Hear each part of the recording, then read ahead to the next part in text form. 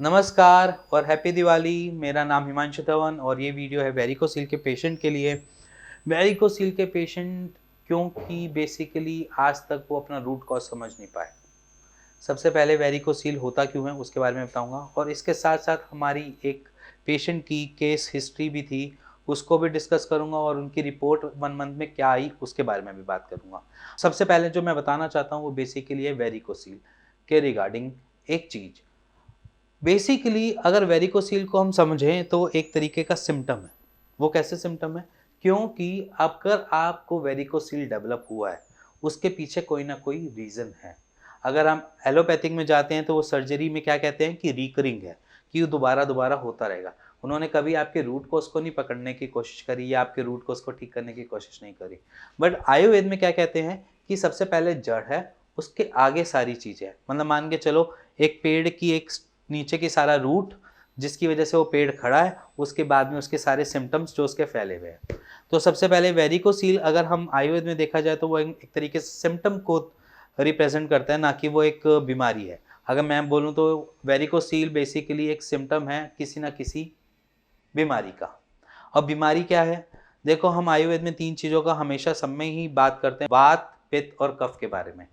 वात, पित्त और कफ की अलग-अलग टाइप की बॉडीज़ होती हैं, बल्कि ये तीनों चीज़ें एक बॉडी में भी मिलती है, एक पूरे शरीर में मिलती है। अगर आपका वात डिसऑर्डर है या जैसे मैं बोलूँ वात डिस्टर्ब्ड है, जिसकी वजह से आपको वेरिकोसील एज़ अ सिम्पटम दिखाई दे जाता है।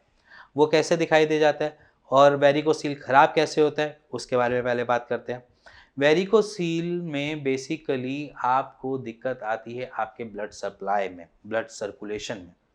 अगर हम वेरिकोसील की बात करें या हम वात डिसऑर्डर की बात करें, तो वात का मतलब ही ये होता है कि हमारा ब्लड सर्कुलेशन, शरीर का ब्लड सर्कुलेशन। अगर शरीर का ब्लड सर्कुलेशन सही है तो वात डिस्टर्ब नहीं होगा और आपको वेरिकोसील कभी बनेगा नहीं। अगर हम देखा जाए जितने भी पेशेंट्स मेरे पास आते हैं उनकी कोई ना कोई एक हिस्ट्री रही होती है इंडाइजेशन की, या डाइजेशन सिस्टम से रिलेटेड कोई ना कोई इशू, या लीवर फंक्शनिंग के रिगार्डिंग, या उनको कोलाइटिस मिलता है या इंटेस्टाइनल में कभी दिक्कत हुई है या आईबीएस की दिक्कत होने में बनी रही है।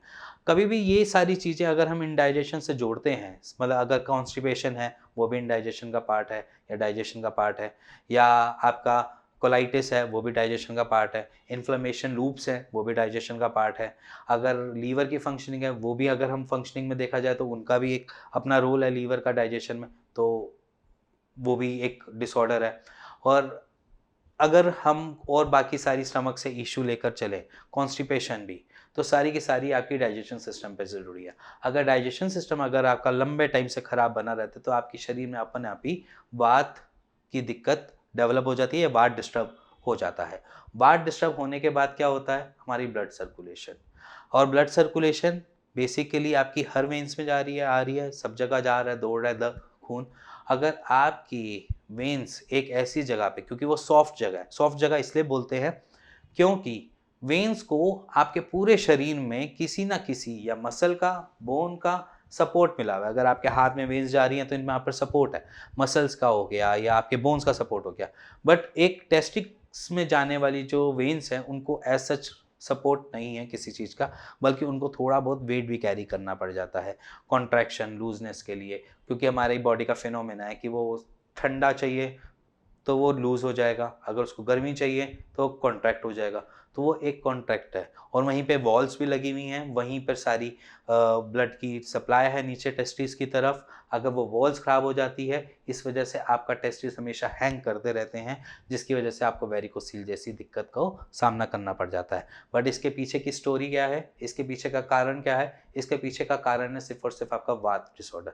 ये सारे पेशेंट जितने भी होते हैं, कभी ना कभी हैवी वेट उठाया होता है, जिसकी वजह से एक सर्कुलेशन ख़राब होने की वजह से उनको दिक्कत आनी स्टार्ट हो जाती है और उनको लंबे टाइम से इंडाइजेशन सिस्टम, कॉन्स्टिपेशन, ये सारी चीज़ें लगी हुई है, जिसकी वजह से उनका ब्लड सर्कुलेशन का प्रोसेस जो है वो नॉर्मल नहीं रहता, उसमें थोड़ी बहुत डिस्टर्बेंस आ जाती है, जिसकी वजह से अराइज होता है वेरिकोसील। तो अगर आपको वात ठीक कर लो, अपना वात का प्रोसेस ठीक कर लो या वात डिस्टर्बेंस को ठीक कर लो, तो आपको वेरिकोसील नहीं मिलेगा या नहीं दिखेगा, या मान लीजिए वो धीरे धीरे करके अपनी नॉर्मल एक पॉइंट पे आ जाएगा। तो बेसिकली हमने करना क्या है? वात को ठीक करना है। और वात का कारण क्या है? वात का कारण है सिर्फ और सिर्फ आपका इनडाइजेशन सिस्टम, या डाइजेशन सिस्टम, आपका मेटाबॉलिज्म, आपका मैकेनिज्म, बॉडी को कैसे डाइजेस्ट करना है, कितनी एनर्जी निकालनी है, कैसा करना है, ये सारी चीज़ें आपके डाइजेशन सिस्टम से जुड़ी रहती है। अगर मैंने आपका डाइजेस्टिव सिस्टम को ठीक कर दिया, साथ में आपके वात डिसऑर्डर को ठीक कर दिया, तो वहीं पर आपका वेरिकोसिल आज नहीं तो कल धीरे धीरे करके कम होता जाएगा। उसका डायमीटर जो है, अगर डायमीटर देखा जाए तो वेरिकोसिल का कभी धीरे धीरे कम ही दिखाई देता है, बट इन आयुर्वेद ट्रीटमेंट में ये चीज़ें आराम से दिख जाती है कि वो वाला डायमीटर धीरे धीरे होकर कम हो जाता है। अब इसके पीछे का सिनेरियो समझ में आ गया कि हमने वात और डाइजेशन सिस्टम, जो हमारा डाइजेस्टिव सिस्टम है, उसको ठीक करना है। उसके साथ साथ पैरेलली खुद वेरिकोसिल अपने आप ठीक हो जाता है बेसिकली। और इसके साथ मैं आपको पेशेंट की भी एक रिपोर्ट कराता हूँ, क्योंकि उन्होंने 1 मंथ का ट्रीटमेंट लिया है अप्रॉक्सीमेटली, तो वो शायद आज ही उनकी रिपोर्ट मेरे साथ शेयर हुई है। तो उन्होंने 1 मंथ में क्या किया, क्योंकि हम अप्रॉक्सीमेटली अपने हर पेशेंट को कहते हैं कि आपने 40 या 45 डेज़ में एक रिपोर्ट हमें भेजनी है, जिसकी वजह से हमें भी पता चलता रहे कि कितनी रिकवरी हो रही है, कितनी पेशेंट में रिकवरी देखी जा रही है, कितनी जल्दी उनमें ठीक हो रही है। तो उसी वजह से हमने ऐसे ही रैंडमली आज एक पेशेंट से बात करते-करते उनकी रिपोर्ट मँगवाई। तो वो रिपोर्ट जो है बेसिकली जहाँ पर उनका 4th ग्रेड था, वो आज की डेट में 2 ग्रेड पे पहुँच गया है। मान लीजिए जब वो हमारे पास आए थे, तो उनका जो डायमीटर था वेन्स का, वो 4.4 था, जो 1 महीने के अप्रॉक्सिमेटली उन्होंने अपना टेस्ट रिपोर्ट भेजी हमें, जो उन्होंने अपनी लैब से टेस्ट करवाकर हमें जो भेजी है रिपोर्ट, उसमें सिर्फ 2.2 का डायलेटेड वेन्स दिखाई दी हैं, जिसका मतलब है उन्होंने 2.2 अपना रिकवर कर लिया है। एज़ इन देखा जाए तो शायद उनको 1 मंथ या 2 मंथ में जाकर उनको ये सारी चीज़ों से रिड हो जाएँगे। मान लीजिए वो ठीक हो जाएँगे, उनको वेरिकोसील जैसी दिक्कत नहीं आएगी और दोबारा कभी वेरिकोसील नहीं बनेगी, क्योंकि उनकी वात हमने ठीक कर दी है, क्योंकि उनका डाइजेशन सिस्टम हमने ठीक कर दिया है। फ्यूचर में क्या उन्होंने खाना है, कैसे खाना है, उन सब चीज़ों के बारे में हमने डिस्क्राइब कर दिया है कि फ्यूचर में कभी उनको वो दिक्कत दोबारा नहीं आएगी। और अगर आपको ऐसा लगता है कि वेरिकोसील है और ये कभी ठीक नहीं हो सकता, सर्जरी इसी का एक लास्ट ऑप्शन है, तो बिल्कुल कहीं-कहीं जगह पर हम भी खुद भी रिकमेंड करते हैं कि सर्जरी ही एक लास्ट ऑप्शन बचता है। क्योंकि वेरिकोसील में जहाँ पर ग्रेडिंग सिस्टम बहुत बढ़ जाता है, जहाँ पर हम माने कि उनका इतना मोटा हो जाता है और उनसे पेन बियर नहीं हो रहा होता, जहाँ पर दर्द बियर नहीं हो रहा होता, तो हम भी वहाँ पर भी हम खुद सजेस्ट करते हैं कि आप सर्जरी के लिए जाएँ।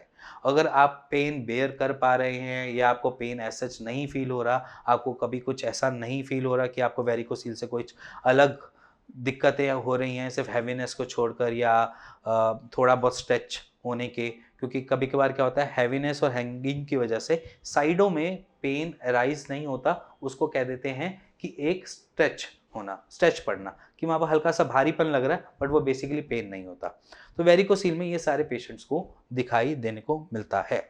और आपके मन में कैसी भी क्वेरी है वेरिकोसील के रिगार्डिंग, कि आप जानना चाहते हैं, पूछना चाहते हैं कि वेरिकोसील ऐसा क्यों हो गया, मेरे साथ क्यों हो गया, और इसके साथ-साथ कॉन्सिक्वेंसेस ज़रूरी नहीं है सबके सीमेन एनालिसिस की रिपोर्ट जो हमारे पास आती है, सभी की सभी लो होती है, क्योंकि बहुत से पेशेंट्स को ऐसा कुछ नहीं फ़र्क पड़ता उनके सीमेन एनालिसिस के वेरिकोसील से, और बहुतों को ऐसा लगता है कि वेरिकोसील की वजह से उनको ईडी की दिक्कत हो गई है। ऐसा बिल्कुल नहीं है। वेरिकोसील और ईडी में कोई कॉम्बिनेशन नहीं है, बस उसमें आपका माइंड उस तरीके से काम कर रहा होता है, जिस वजह से आपको लगता है कि ये मेरे को ईडी की दिक्कत अराइज़ कर दी है। और अगर आपके मन में कैसी भी क्वेरी है वेरिकोसील के रिगार्डिंग, जानना चाहते हैं, पूछना चाहते हैं, तो आप नीचे दिए हुए नंबर पे कॉल कर सकते हैं, अपनी रिपोर्ट्स को भी शेयर कर सकते हैं व्हाट्सएप के थ्रू इसी नंबर पर, और मेरी टीम से और मुझसे बात कर सकते हैं और जान सकते हैं उसका एक राइट सॉल्यूशन। और अगर आपको ये वीडियो पसंद आई हो तो please like, share, bell icon दबा दीजिएगा। Thank you and thank you very much.